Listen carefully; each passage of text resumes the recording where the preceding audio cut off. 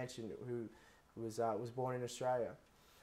And football was a way that I could feel connected to my community. When I was on the football field and I was playing well, I found that people included me more. So I made sure I played well every week. And from that innocent desire to fit in and wanting to play well, to be acknowledged in my society, I began to progress through the ranks of junior football to play for representative teams. And football, when I was about 15 years of age, started to become a little bit more serious. When it was my turn to be drafted, I signed the paper, and all I wanted to do was play AFL football. Because I knew at the time that if I could combine the platform that football could give me in this country, I could really bring light to issues that people and footballers or identities in the mainstream don't bring light to. So I had two passions. My first passion was to feel included and show people that we have so much more in common than what we have that sets us apart. And I didn't want anyone to ever feel the way that I felt. Now, my second passion was the love of football. So I thought if I can combine those two, when I become a professional footballer, then I can really make some change in my society.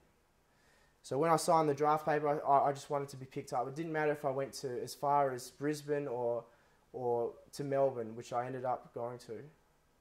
So on the draft day, thousands of young kids turn on the TV waiting to be selected, and your family are all around you hoping and wishing that you were selected because that's your dream.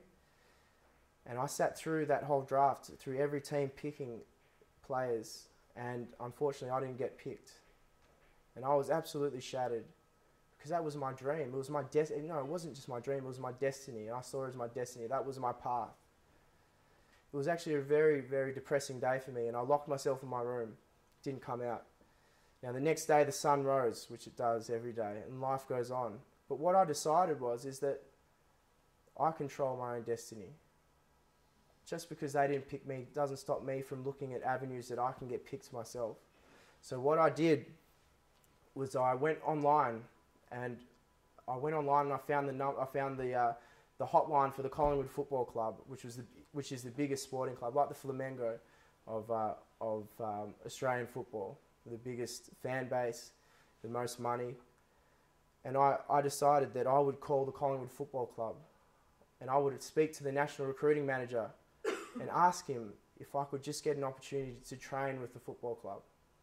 So that's what I did. I got the number, and on the Monday I called up the Collingwood Football Club, and he said, "Look, Harry, you know, I'm inspired by what you've said, but I can't guarantee anything. I'll speak to some of the decision makers at the football club, and we'll go from there. I'll let you know either way by the end of the day."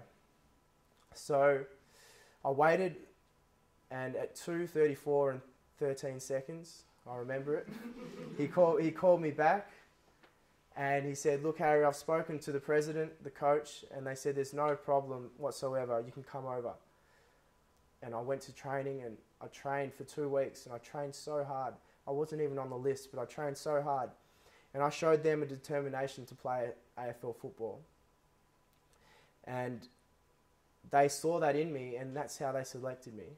And since then, I've gone on to play over 150 games. I've become an All-Australian. I've won the championship, the premiership, just through that phone call. But the reason why I had the passion to do so was not because of the glory that AFL comes with, not because of the money, not because of the status that you get as a footballer, but because of my number one passion in life. And that number one passion is to use whatever position I could gain to make change and to bring people together.